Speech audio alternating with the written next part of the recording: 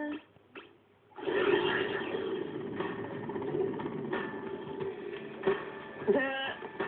Ne brinite, devojke. Irvin i Virgil će biti zadržani dok se ne vrate u normalu. Neće se sjećati ničega o efektima Humongous. Odlično, jer će za par sati da proglasi radnika meseca. A ja sam sigurna da ću ja da pobedim. Možda kad mene ne bi bilo. Pa drago mi je, ne želim da mi Virgil bude momak, ali ne želim ni da ide u zatvor.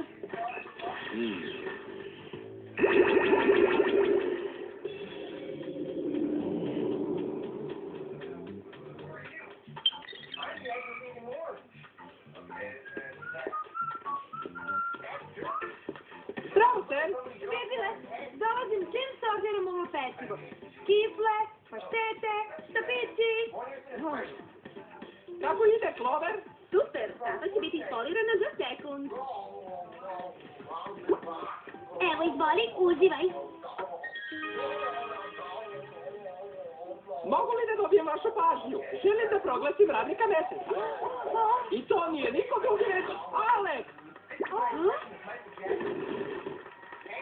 Ja? Tako je, vreme da dobiješ nagradu. Kako sada to? A naporno smo radile. Jerry mu je sigurno izbrisao sećanje kada ga je vratio u normalu.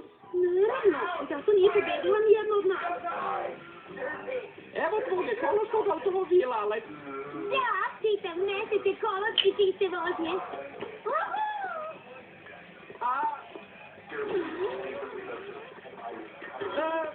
Pomislio sam da bismo mogli zajedno da se provozamo u tvom novom autu.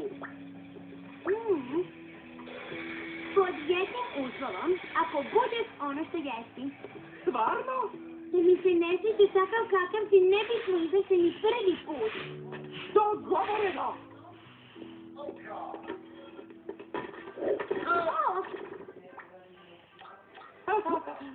Dobro, budi ono što jesi. Ali nemoj da mi otvaraš vrata, važi?